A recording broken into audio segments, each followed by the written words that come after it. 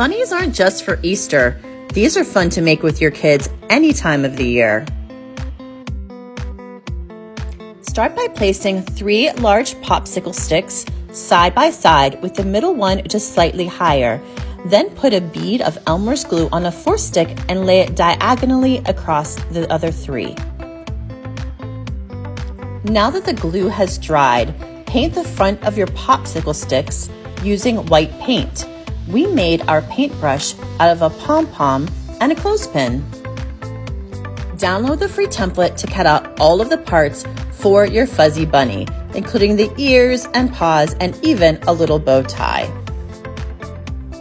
Punch dots out of pink construction paper to use for the pads of your bunny's little feet. Next, let's put all these paper parts together that we have cut out. Using the glue stick, just add the pink to the white. And now it's time to make our bunny fuzzy.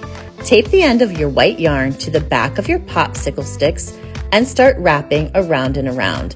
You're going to leave the top inch uncovered and a little bit at the bottom.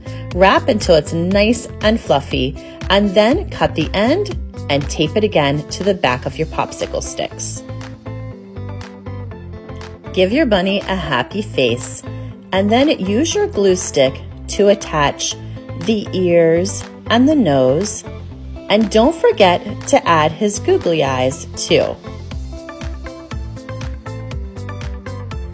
For the final step, use some Elmer's glue to attach all of the paws to the yarn part of your fluffy bunny.